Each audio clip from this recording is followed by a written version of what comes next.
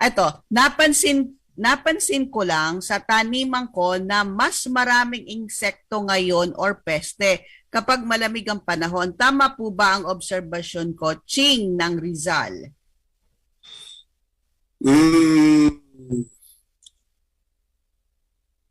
pwede po yan. Pwede po mangyari. Kasi ang ano po, ang insekto naman po, lumalabas po yan, hindi naman po sa malamig lang yung panahon. Ang ano lang po yan,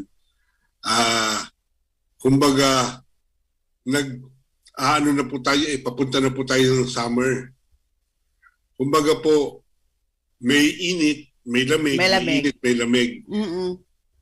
Nababother din po siguro sila na lumabas. Okay. Pero ang ano po niyan, ang dahilan po ng paglabas talaga nila, para kumain. Kung marami po kayong insektong napapansin ngayon, marami lang po kayong tanim.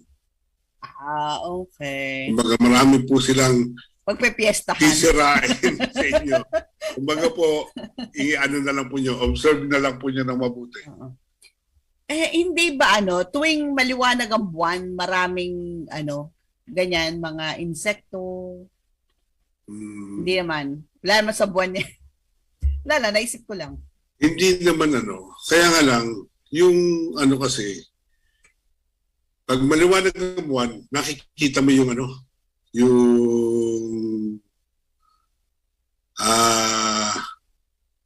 insekto na lumalabas kasi maliwanag ang buwan. Mm-mm. Pero talagang maraming insekto sa gabi kasi sa umaga. Okay. Kaya kaya yung iba naggagawa ng yung pailaw para yung mga insekto Doon pupunta.